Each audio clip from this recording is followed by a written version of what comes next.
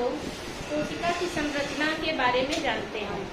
आपको पता है ना, कोशिका शरीर को बनाने की सबसे छोटी इकाई है जो हमें नंगी आंख से कभी दिखाई नहीं देती, ठीक है ना। अब आप सोच सकते हैं जो हमको नंगी आंखों से दिखाई नहीं देता है, जो हम सूक्ष्मदर्शी से देखते हैं, हमारे एक एक बाल में, एक एक खून के कण में, त्वचा में अरबों खरबों सेल्स यानी कोशिकाएं हैं। उन कोशिकाओं की संरचना बनावट जटिल होगी ना, कठिन होगी। उसको समझने के लिए हमें सूक्ष्मदर्शी की आवश्यकता पड़ेगी। और उन जटिल कोशिकाओं में इतने ढेर सारे अंग होते हैं जो हमारे लिए काम करते हैं, हमारे शरीर को बनाने के लिए, हमारी शरीर की संरचना के लिए, पाचन के लिए, प्रोटीन को पचाने के लिए, तरह तरह से इनका अलग अलग काम है। एक कोशिका की बात कर रहे हैं, ठीक है ना।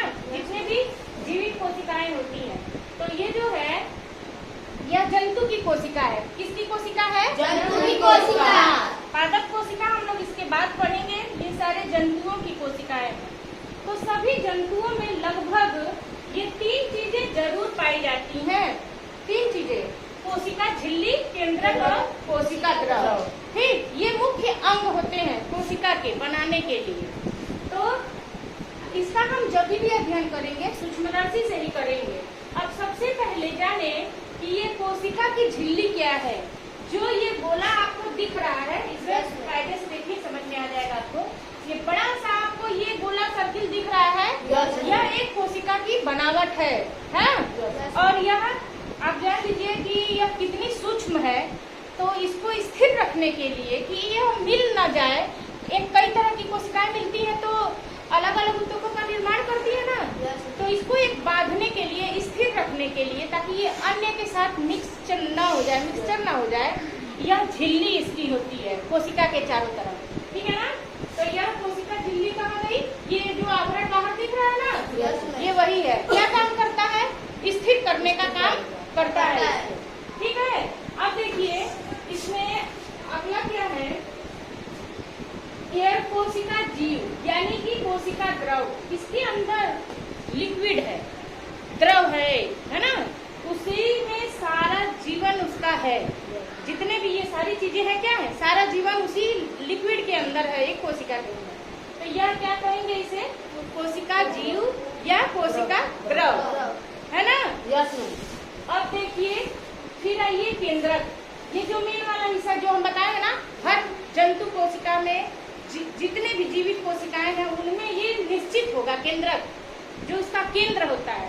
इसका क्या कार्य है? यह वृद्धि और विकास का काम करता है ना। इसका क्या कार्य है? वृद्धि और विकास का काम। हाँ, वृद्धि और विकास। झिल्ली का काम आप जान ही रहे हैं, उस कोशिका को स्थिर रख रहा है। और इसमें एक है लाइसोसोम। जब हम कुछ भी खाते हैं तो शरीर में जाके वो पच जाता है ना। आखिर ये कोई ना कोई काम कर रहा है ना।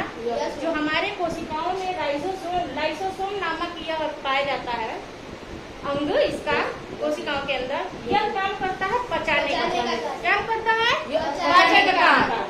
अब देखिए इसी तरह एक राइबोसोम है। ये राइबोसोम पचाने का, कुछ भी खाया पचा दिया, ठीक। अगर हमने प्रोटीन से संबंधित कुछ खा लिया, मीट, दूध या अंडा, जिसमें ज्यादा प्रोटीन होता है, अब इसको पचाने के लिए हमें किस कोशिका अंग की जरूरत है? राइबोसोम। किसकी? राइबोसोम। हाँ, इस राइबोसोम की हमको एक जरूरत है ताकि यह प्रोटीन का संश्लेषण करे, सोख सके, ठीक। अब देखिए इसी तरह एक यहाँ पे छोटा सा गोला बना हुआ है कोशिका के ही अंदर। यह क्या काम है? अंतःप्रद्रवी जलिका। इसमें भी छोटा सा लिक्विड है। इसका भी काम क्या है? प्रोटीन का संश्लेषण करना। और इसी तरह से ये सारे मिल करके एक कोशिका का निर्माण करते हैं। तो हमारे शरीर में वो सारे सब काम करते हैं। आपको पता ही है, हमारे शरीर के अंदर प्रतिदिन कई हजारों लाखों सेल्स बनते हैं और कई हजारों लाखों सेल मर जाते हैं। तो इसके लिए हमें क्या करना है? डेली प्रतिदिन संतुलित आहार करना है, ताकि वो जो नष्ट हुए हैं वो पुनः क्या हो सके? बन सके, जीवित हो सके, ठीक है ना, पुनः निर्माण हो सके, ठीक। अभी हम लोग कोशिका पढ़ लिए। अब कोशिका के बाद हम उत्तक, क्योंकि उसका अगला भाग उत्तक ही है ना। Yes ma'am. कोशिका के बाद उत्तक।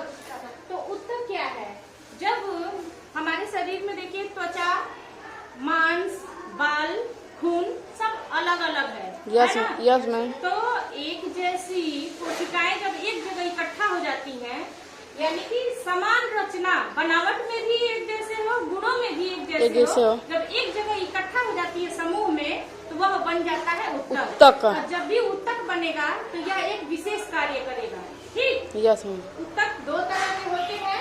एक तो प्रविभाजी उत्तक, जैसे कि उनमें हमेशा निरंतर वृद्धि विकास होता है। निरंतर। अब आप ये देख सकते हैं, जैसे ये प्याज हुआ, देख रहे हैं प्याज? Yes ma'am. इसको पानी में आप रख देंगे तो नीचे से जमने लगेगा। जलकुंभी का पौधा रख देंगे, वो हमेशा जमने लगेगा। मनी प्लांट का पौधा रख देंगे, जमने लगेगा। हाँ, तो यह क्या करता है, निरंतर वृद्धि और विकास काम करता है।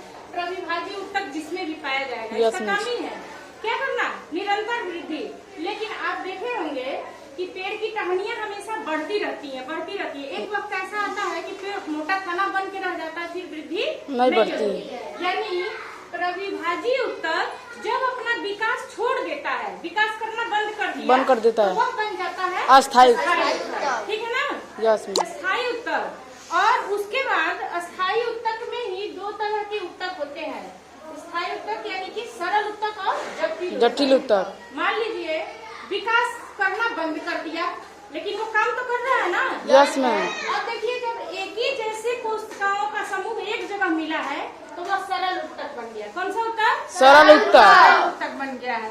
अब जब कई तरह की बनावट और गुणों वाले, ध्यान दीजिएगा, कई तरह की कोशिकाओं का समूह या बनावट में भी अलग है और किसमें अलग है, गुणों में भी अलग है। संरचना और गुण दोनों में अलग है, तब वो बन जाता है जटिल उत्तक। और जटिल उत्तक हमारे पेड़ की जो टहनी होती है, टहनी जैसे ये हम टहनी ले आए हैं ना, यस मैम, इसकी टहनी ये के बीच में पाया जाता है, ऐसा चित्र होता है। स्थायी उत्तक होता है, जटिल उत्तक का उदाहरण है ये, है ना? देखिए, इसके तने के बीच में ऐसी बनावट होती है, जो इस तने में सूक्ष्मदर्शी से हम देखें तो इस तरह की बनावट होगी।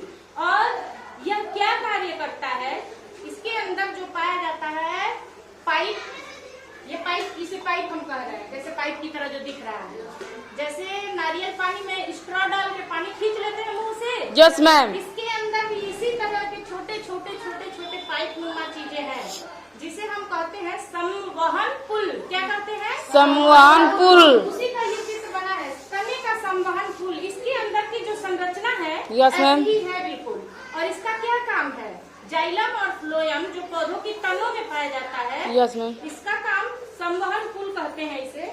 जाइलम क्या करता है कि जो तने में जड़ों में खनिज लवण होता है, उनसे पानी और खनिज लवण लेकर के पहुंचाने का काम करता है। और पत्तियां क्या करती हैं, सूर्य के प्रकाश से भोजन बना लेती हैं। जब भोजन बन गया पत्तियों तक, तो पेड़ तक पहुंचाने का काम किसका है? फ्लोएम, है ना? तो जाइलम पेड़ तक खनिज लवण और जल पहुंचाया, और फ्लोएम का क्या काम है? भोजन पत्ती से पूरे भोजन को क्या करना, पूरे पेड़ तक पहुंचाना।